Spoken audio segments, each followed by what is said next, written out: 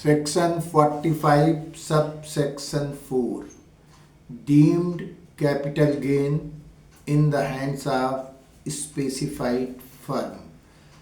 Today in this video I will tell you the provisions of section 45 subsection 4. My dear audience, section 45 subsection 4 में capital gain जो निकालते हैं वो income तो partner की होती है, लेकिन कैपिटल गेन टैक्सेबल होता है in the hands of specified firm. It is called deemed capital gain in the hands of specified firm. Now how we will calculate capital gain? Capital gain is equal to A means income. तो हम इसको फार्मूले से निकालते हैं. A is equal to B plus C minus D. A means income, capital gain. B means money received by the partner from the firm. C, capital asset received by the partner from the firm. और D means opening capital balance of retiring partner. तो अब हम इसको एक sum up करेंगे.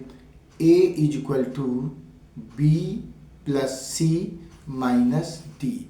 Now I will explain this with an example. Example we take, suppose the opening capital of retiring partner is rupees 1 crore 20 lakh opening balance, and he has received from the firm rupees 6 crore 40 lakh. 6 crore 40 lakh. Opening balance 1 crore 20 lakh. He has received from the firm rupees 6 crore 40 lakh. Taxable amount means deemed capital gain in the hands of firm will be 6 crore 40 lakh minus 1 crore 20 lakh is equal to 5 crore 20 lakh capital gain taxable in the hands of specified firm. This is called deemed capital gain in the hands of firm. Now I will take an next example. In next example, suppose closing capital rupees 1 crore 60 lakh. It includes reserve and surplus of rupees 40 lakh.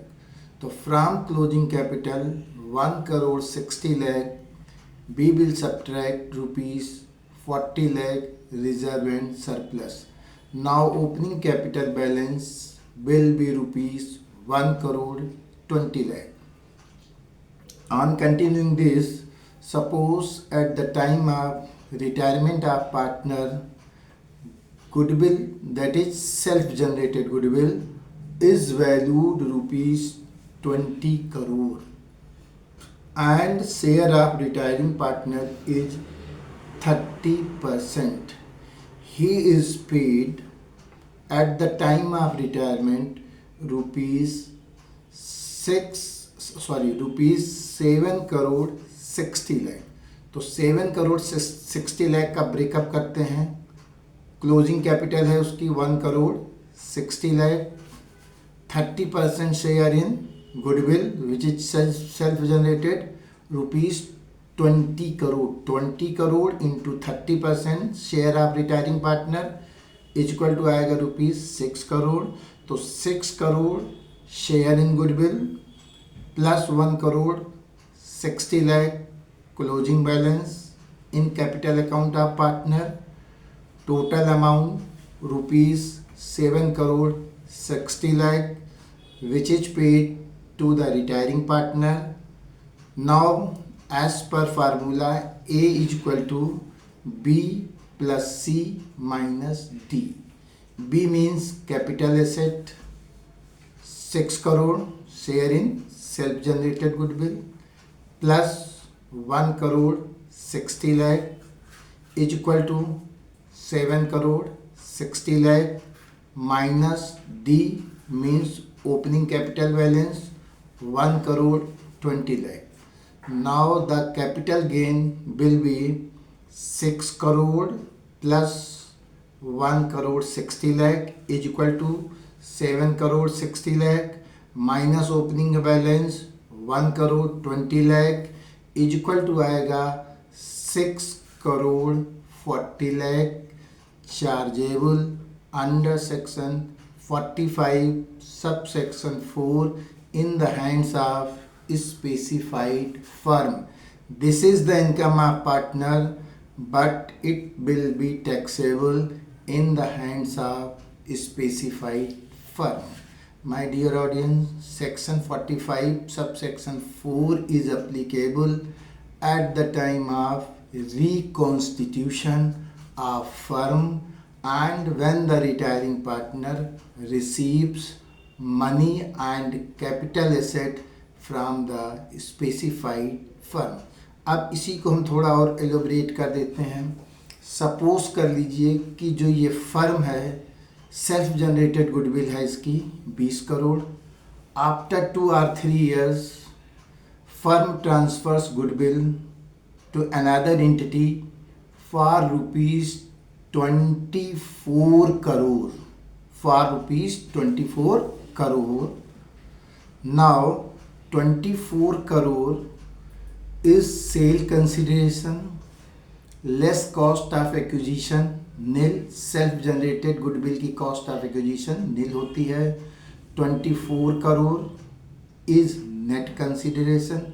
From rupees 24 crore we will subtract rupees 6 crore. 6 crore is the amount which has already been charged to tax in the hands of firm. तो 24 crore minus 6 crore is equal to आएगा 18 crores.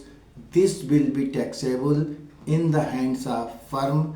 My dear audience, 6 crore वो amount है जो पहले retiring partner को दी जा चुकी है और ये 6 करोड़ सेक्शन 45 सब सेक्शन 4 में पहले ही टैक्सेबल हो चुकी है, इसलिए दोबारा इसको टैक्सेबल नहीं करेंगे क्योंकि पहले जो गुडविल थी 20 करोड़ में रिटायरिंग पार्टनर का हमने शेयर निकाला था 30%, 6 करोड़. टोटल अमाउंट उसको जो पे किया गया था 6 करोड़ 60 लाख, जिसमें से 1 करोड़ 20 लाख ओपनिंग बैलेंस घटा दिया था. तो सॉरी, टोटल अमाउंट उसको पे किया गया था 7 करोड़ 60 लाख, जिसमें से ओपनिंग बैलेंस घटा दिया था 1,20,000. तो टैक्सेबल उसके हैंड में हुआ, फर्म के हैंड में हुआ था 6 करोड़ 40 लाख. तो 6 करोड़ हमारी अमाउंट ऑफ गुडविल थी जो पहले ही फर्म के हैंड में टैक्सेबल हो चुकी. कंक्लूड करते हैं या कंक्लूजन में देखिए कि 24 लाख की गुडविल जिसको हमने बेच दिया है, 24 करोड़ कंसिडरेशन रिसीव कर लिया है. इस 24 करोड़ में 6 करोड़ पे पहले ही फर्म टैक्स पे कर चुकी है. तो 24 करोड़ से 6 करोड़ घटाने के बाद बचेगा 18 करोड़. इस पे फर्म टैक्स पे करेगी. अब इसको थोड़ा और एलोबरेट कर दें. सपोज कर लो कि जब फर्म ने 24 करोड़ की गुडविल ट्रांसफ़र की तो इसमें 1 करोड़ का खर्चा आ गया ट्रांसफ़र का. तो 24 करोड़ माइनस 1 करोड़ बचेगा 23 करोड़. 23 करोड़ में 6 करोड़ पहले ही टैक्सेबल हो चुका है, तो अब टैक्सेबल होगा 17 crore. My dear audience, section 45 sub section 4 is applicable when a partner retires and firm pays money and capital asset. ध्यान रखिएगा, सेक्शन 9 भी तब एप्लीकेबल होगी जब पार्टनर रिटायर होता है और फर्म उसको कैपिटल एसेट के साथ स्टॉक इन ट्रेड भी ट्रांसफ़र करती है. तो स्टॉक इन ट्रेड सेक्शन 28 में टैक्सेबल होगा, और जो कैपिटल एसेट है वो सेक्शन 45 सब सेक्शन 1 में टैक्सेबल होगी। Thank you my dear audience, आप मेरे वीडियो को इसी तरह लाइक, शेयर और सब्सक्राइब करते रहें।